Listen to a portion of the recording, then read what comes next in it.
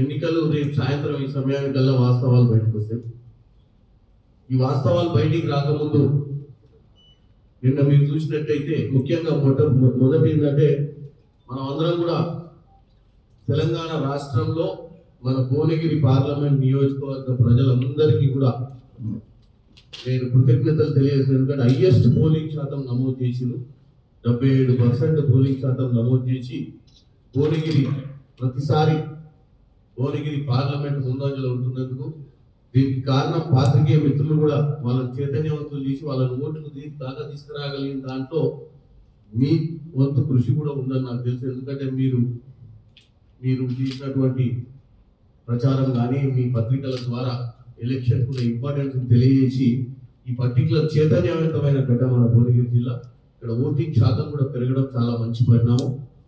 అయితే ఈ ఓటింగ్ శాతంతో పాటు నిన్న మీరు చూసినట్టయితే ఎగ్జిట్ పోల్స్ 1వ తారీఖు సాయంత్రంలో ఉన్నటువంటి ఎగ్జిట్ పోల్స్ లో భారతదేశ వ్యాప్తంగా కూడా ఏదైతే ఎగ్జిట్ పోల్స్ వచ్చినాయో ఈ ఎగ్జిట్ పోల్ చూస్తుంటే గుజరాత్ మోడల్ ఎగ్జిట్ పోల్ అనిపిస్తుంది.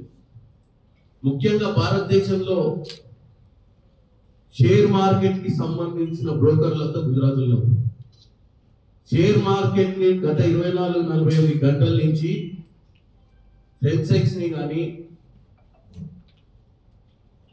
విపరీతమైన విధంగా పెంచి రేపు మధ్యాహ్నమో రేపు పొద్దున్న ఏదో టైంకి వాటన్నిటి నమ్ముకొని ప్రజల నోట్లో మట్టి కొట్టే ప్రయత్నం చేస్తున్నారు ఈ Gujarat model stock exchange brokers.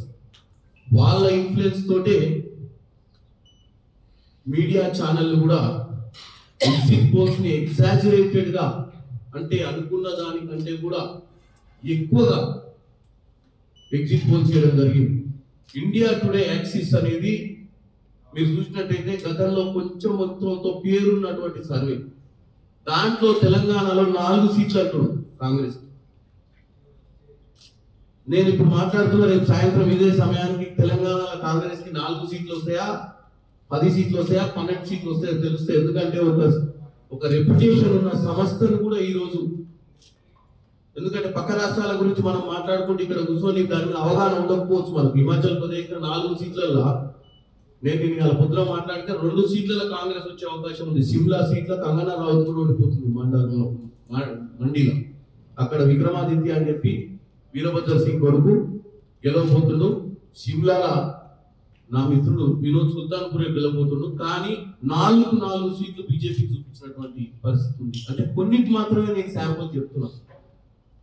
కొన్ని శాంపుల్స్ ప్లస్ మన సొంత నియోజకవర్గాలు ఇక్కడ ఉన్నటువంటి తెలంగాణలో ఉన్నటువంటి వాటి మీద కూడా మనకు అవగాహన ఉంది. మన దగ్గర కూడా సర్వేలు నడుస్తాయి, మనం కూడా మాట్లాడుకుంటాం. 4 సీట్లు కాంగ్రెస్ ని చూపించడం ద్వారానే మనకు అర్థమైపోయింది ఈ ఎగ్జిట్ పోల్ అనేది టోటల్ గా మేనేజ్ చేసి భారతదేశంలో డిమోరలైజ్ చేసేటువంటి పరిస్థితి చేస్తూ దీంట్లో కూడా వ్యాపారాన్ని చూసుకున్నటువంటి మోడల్ గా గుజరాత్ కు సంబంధించిన పెట్టుబడుదారు చేసినటువంటి ఇన్ఫ్లుయెన్స్ తోటి ఈ యొక్క ఎగ్జిట్ పోల్ ని ఆపరేట్ చేయడం జరిగినట్టుగా నాకు డౌట్లు వస్తున్నాయి.